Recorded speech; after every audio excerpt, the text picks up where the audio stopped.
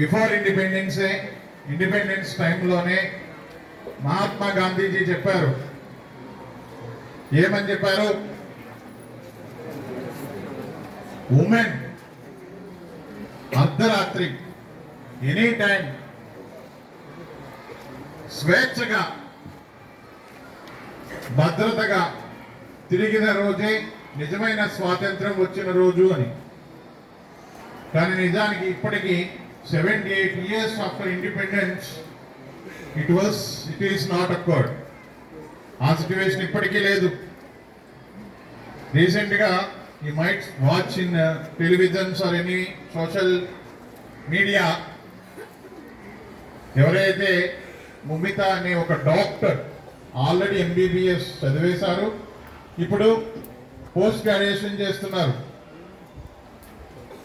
హుయిషి post graduation చదువుతున్న ఒక student, already MBBS complete అయిన డాక్టర్ పోస్ట్ గ్రాడ్యుయేషన్ కోసం కోల్కతాలో నైట్ డ్యూటీలో ఉంటే, డాక్టర్స్ అంటే any time emergency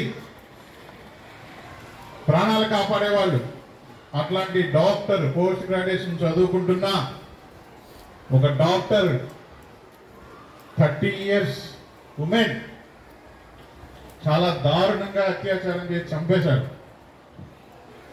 total India, all the Indians should aware this. Not only India, women in the world should be protected, should be honored. Women ni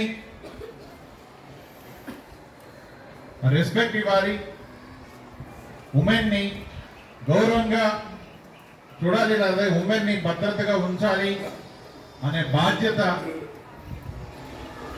world అంతా ఉండాలి. Indians కి ప్రత్యేకంగా మనకంటూ ఒక సంస్కృతి సంప్రదాయం, మనకంటే ప్రపంచవ్యాప్తంగా ప్రాచీనమైన విలువైన విలువలు ఉన్నాయి.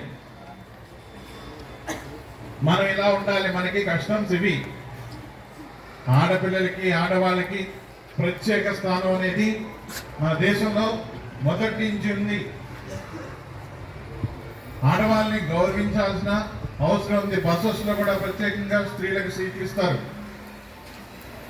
అట్లాగే ఎక్కడైనా కానీ స్త్రీలకు ఒక ప్రత్యేకంగా గౌరవిస్తారు. అది కేవలం మాటల్లోనో రాతల్లోనో కాకుండా చేతల్లో ఉండాలి. ఇట్లాంటి ఇన్సిడెంట్ జరిగినప్పుడు హౌ షేమ్ ఇట్ ఈస్, దీనిలో మార్పు రావాలి అనేదే మన కాన్సెప్ట్. మేము మీకు ఇక్కడ ఆల్మోస్ట్ ఒక 400 members వరకు కూడా అవేర్నెస్ తీసుకొస్తున్నాం. ఆడపిల్లలు జాగ్రత్తగా ఉండాలి, మగపిల్లలు ఆడపిల్లలు జాగ్రత్తగా చూడాలి అని చెప్తున్నాం. మీలో ఇది మొదటి నుంచి నాటుకొని ఉండాలి. ఆడపిల్లలకి ఎప్పటికీ మనం జాగ్రత్తగా ఉండాలి, మీకు నాటుకుని ఉండాలి.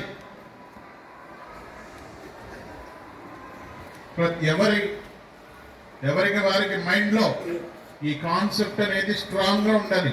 అట్లాంటి ఇన్సిడెంట్స్ జరగకుండా మనమే మీరే రేపటి బాలలే, రేపటి పౌరులు.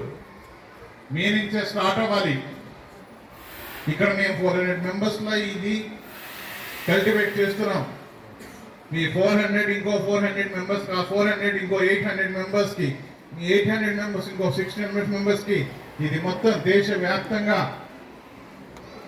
స్త్రీల గురించి, స్త్రీలకి ఇవ్వాల్సిన గౌరవం గురించి, స్త్రీల పట్ల మనం ప్రవర్తించాల్సిన తీరు గురించి బలంగా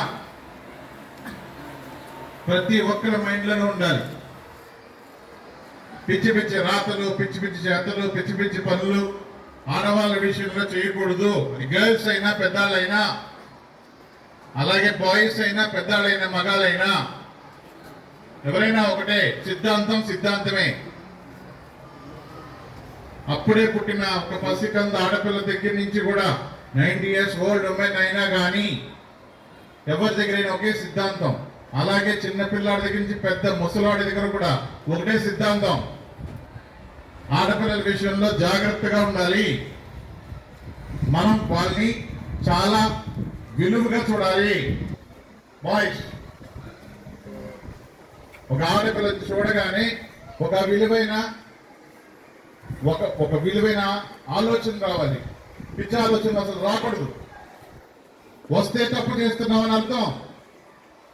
అలాంటి మాటలు మాట్లాడినాడు, అట్లాంటి చేతలు చేసినాడిని కూడా మీరు వెంటనే మీరు రాంగ్ అని చెప్పాలి, ఖండించాలి.